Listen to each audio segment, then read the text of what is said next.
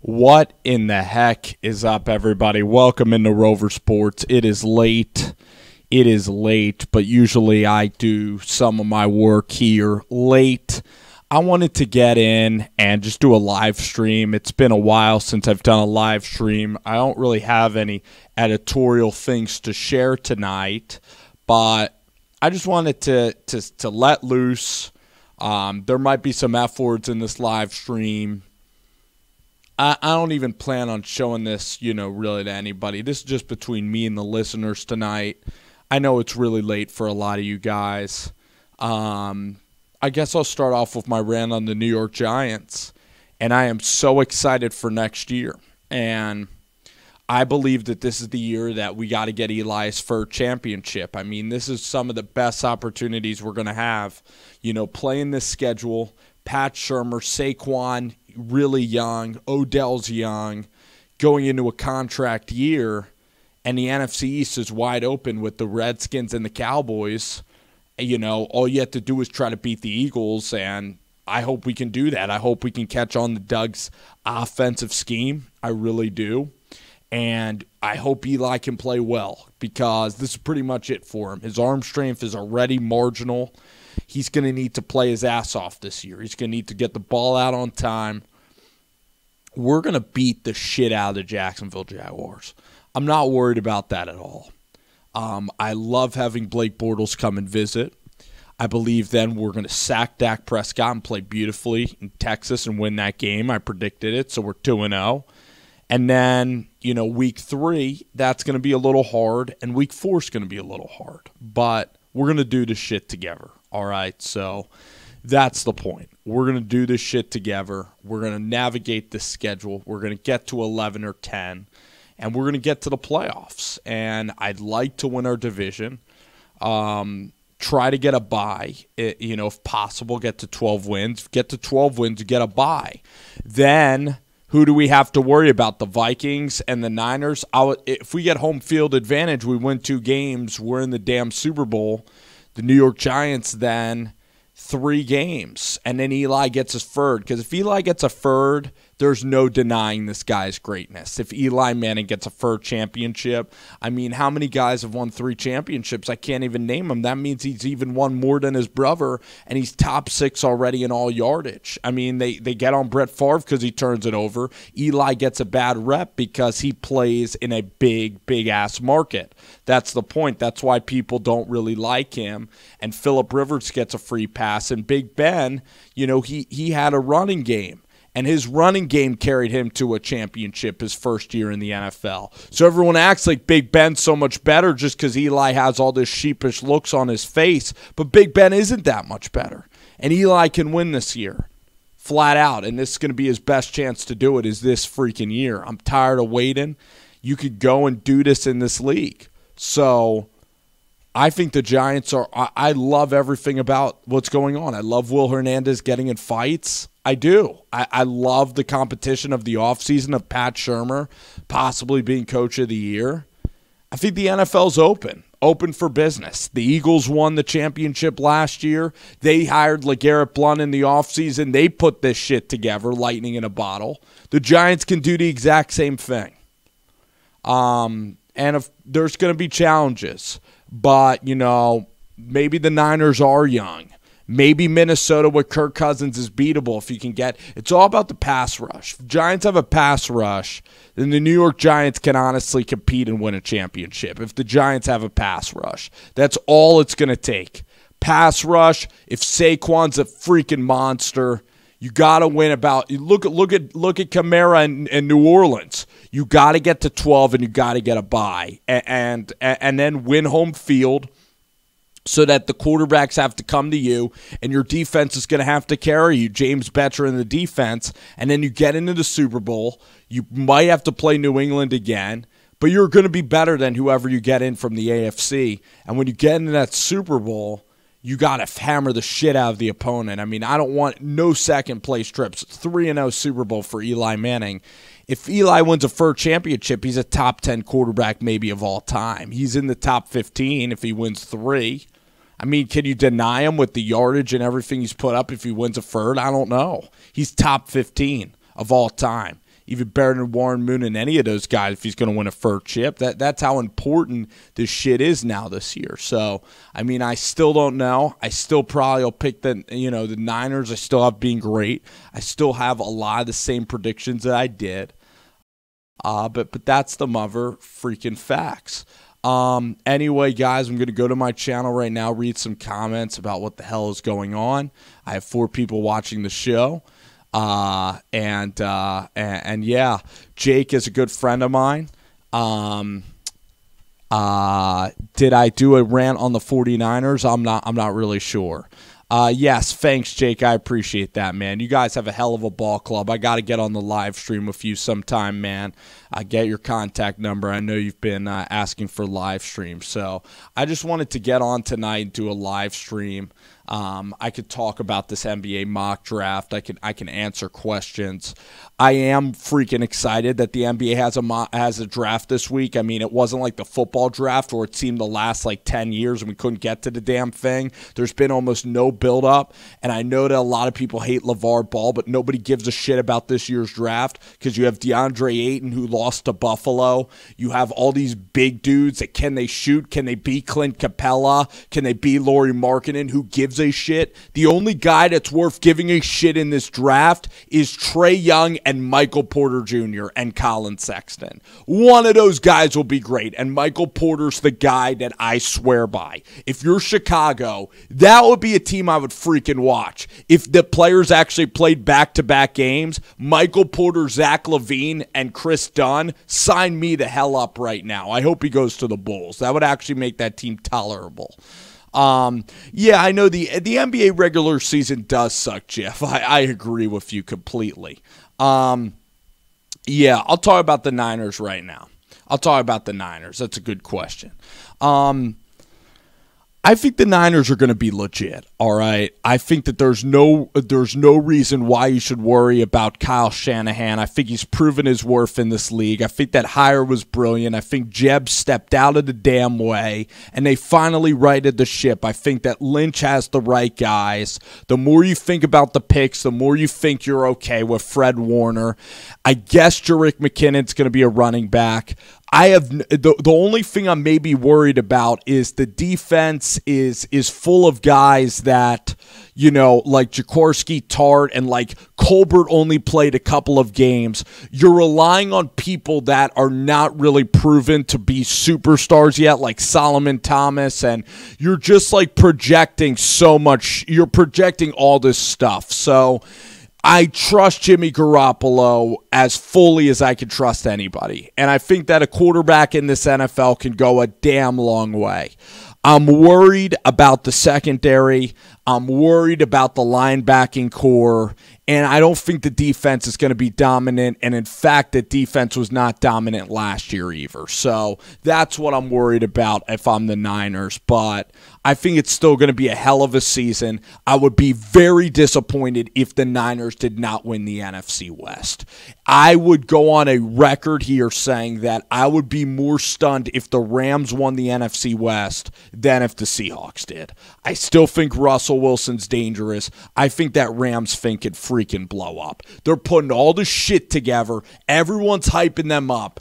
I don't see that young coach and Les Snead. I don't see it going perfectly. I really don't. I see Goff screwing up. I don't see the Rams beating out the Niners. The Niners are quietly doing their thing, and the Rams are in your face all the fucking time about Rams this, Rams Super Bowl that.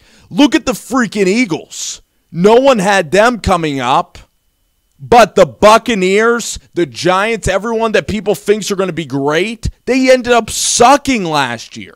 I think the Rams could suck. You have all these guys in the locker room like Talib and Marcus Peters. They could freaking start fighting each other. And you have a young coach who had a good year last year. There's so much shit on his plate now. Like, to have the Rams execute and win the NFC West, I'll be freaking stunned if that happens. Stunned if the Rams win the NFC West with Jared Goff leading that thing over a quiet organization like Seattle and the Niners. Everyone's shitting on Seattle right now. See, the best quarterbacks in that division are Russell Wilson. And by the way, Arizona isn't going to be shitty either. That Rosen kid could be pretty damn good. So, I mean, I'd be damned. Seattle is still really dangerous to me. Like, I'm still afraid of Russell Wilson. They still have guys there. They got rid of Michael Bennett. They got a good running back in the draft. And everyone hated that pick, Rashad Penny. They're like, they took him too early. Well, the kid looks freaking good. Rashad Penny looks damn good. So, I think that pick was freaking awesome. So, oh my God.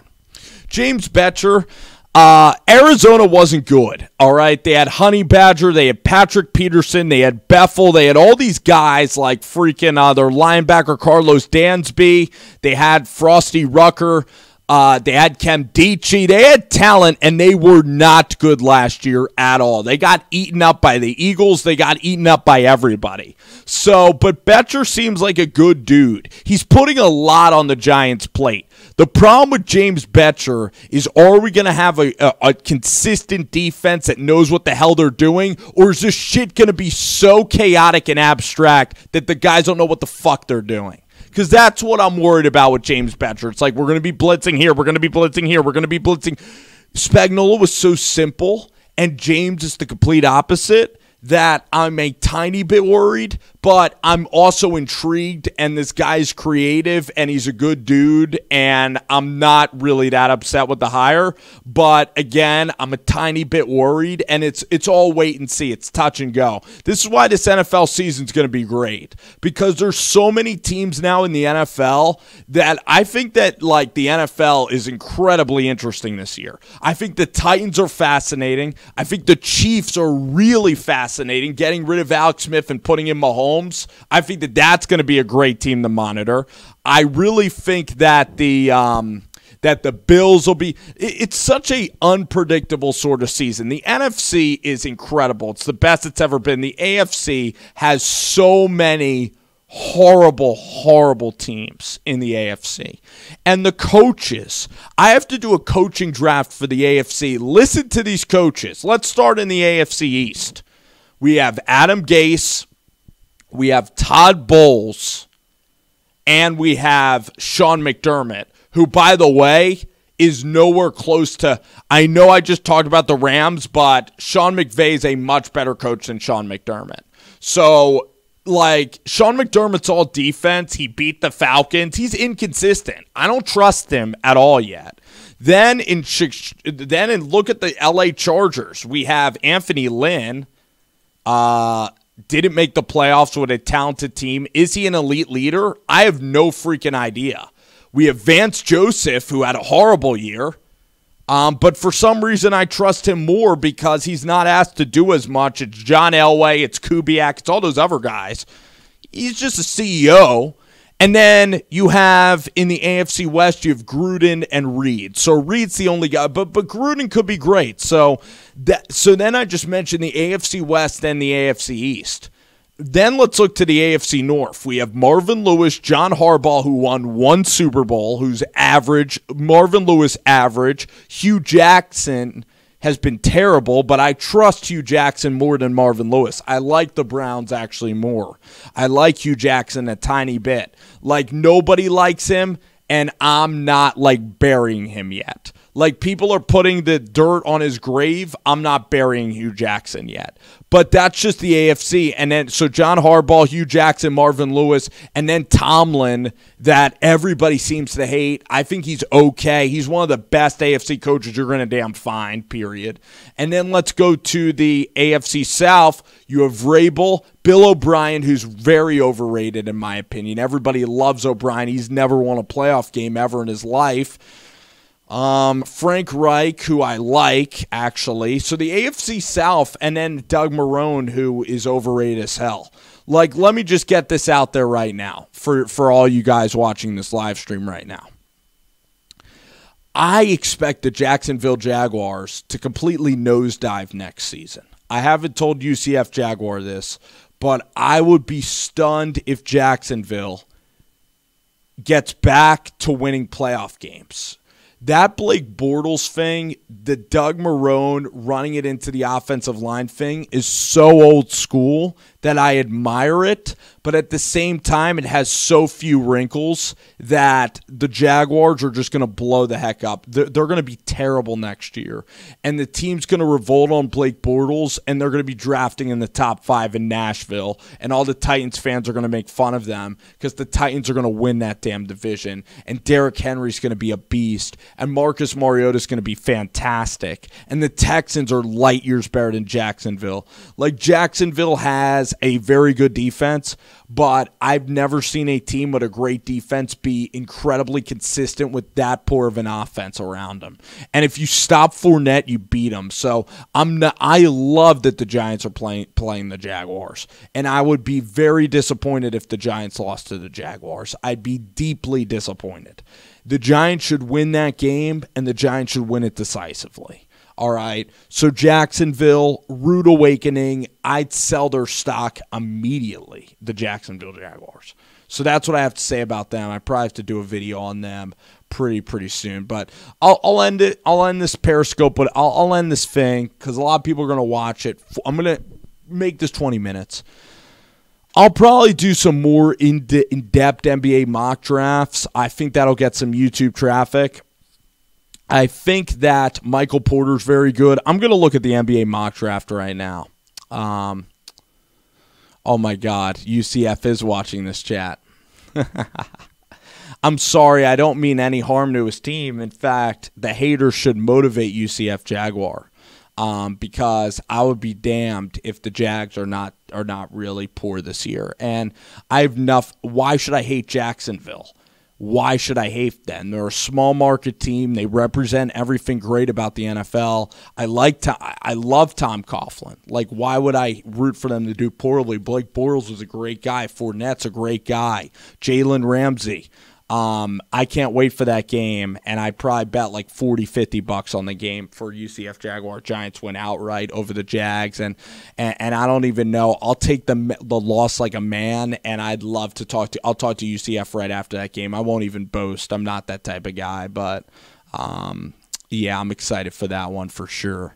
That's going to be amazing, and the Jacksonville storyline is going to be. I think the Jaguars are really exciting because nobody does believe in them for the reasons of the quarterback. And if they can win the South again, that would just be absolutely stunning. I would be totally floored if they won that division again. That would be shocking to me. Just like if the Rams winning the NFC West, the chalk is usually never happens, and it probably will not happen. Unless it's the AFC East. So let's look at the NBA draft lottery right now because this is Thursday. I'm decently excited about this. I did watch the whole U.S. Open yesterday, and I was sad that Brooks Koepka won because I wanted to see Dustin win. So I wanted to see Dustin Johnson win yesterday, the U.S. Open. I haven't been watching the World Cup that often, but a lot of guys... yeah. Jeff, Jeffrey's still probably with us. Why do you think the Giants will lose that game? I mean, why? It's a home game. It's the first game. Saquon Barkley passing it to Beckham. And why should the Giants defense be terrible? I mean, the Olivier Vernon, we're going to Russ, Olivier off the edge. We have B.J. Hill now and Snacks in the middle of the field to stop Fournette. And we're going to sack Bortles about 4 or 5 times, get a couple strip sack fumbles, really ugly up the football game. And then in the middle, Evan Ingram will really hurt Jacksonville. And we'll hit Jacksonville for a couple of big throws. We'll put up like 31, and they're going to have trouble getting 10 points, maybe 14. I think the Giants win the game by 10 or 13 points. I think the Cowboys game, I think the Giants can win that as well. The Texans game's really scary, and the Saints are a little bit scary. The Texans game scares me a lot more than the Jaguars game does, to be completely honest with you. Deshaun Watson is a scary quarterback because he can make plays, and the guy is a fearless guy. He's a fearless quarterback that throws anything, and he's clutch as hell, and he can dominate anything. He dominated Nick Saban for years. You'll take 1-1.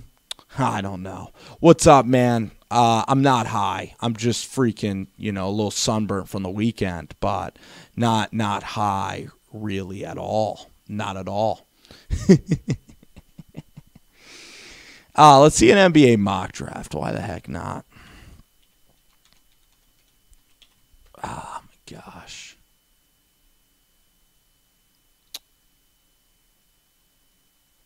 Mock draft. NBA.com. Give me a freaking mock. All right, DeAndre Ayton. First of all, I'm going to say this about the mock. Draft. If the Suns don't take the Doncic kid played for the Suns coach in Lithuania, wherever he played basketball overseas, in Real Madrid or wherever the guy is from.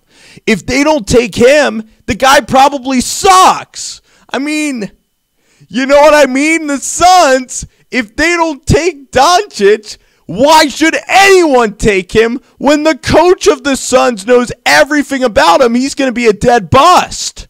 It would be the most Kings pick in the world. He's slow. He could shoot a little bit, but is he a Porzingis? He could be a Ricky Rubio. That's who the comparisons are, Hedo Turkoglu and Ricky Rubio.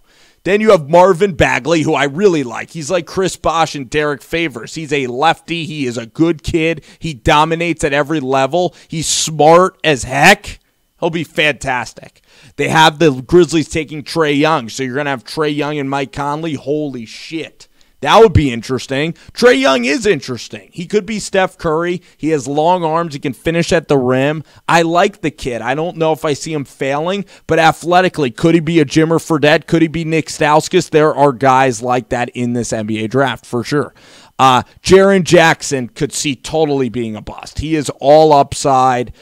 Didn't play well last year at all. I don't like it. Colin Sexton, I do like. For the Magic, he's a good pick. He's exciting. He'll put asses in seats. That's a good pick. But Ken Sexton, is he going to be too selfish? I think Sexton will be a star, but will Sexton be like a Kemba Walker where he doesn't make his teammates better? That's a realistic concern. He's very shot happy. He's going to dominate the ball. If I was a general manager, that's the reason I don't want him, is because at least Trae Young passes, and Colin Sexton, I think, is going to be Russell Westbrook, where he will be very elite, he'll be very good, but he will not pass the ball enough to win games. Mo Bamba. Could he be Fawn Maker? He's going to be okay no matter what. He's like DeAndre Ayton to me. He could be a good rim protector, a good defender, but he's not that good. Michael Porter Jr. is the best player in this damn draft. I don't care about his injury history and beat that injury history. Michael Porter is freaking awesome, okay? Michael Porter. And then the Cleveland Cavaliers. Wendell Carter is solid. I think he's a good post scorer.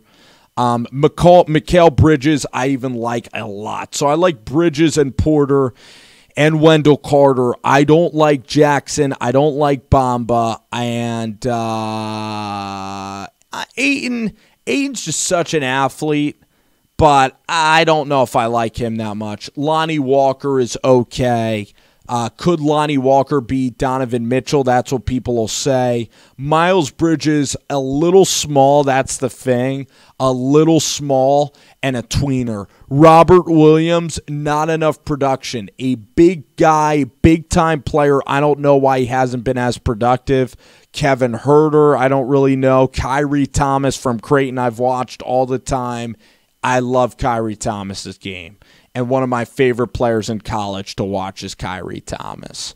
And then Dante DiVincenzo, great value pick. Great value pick.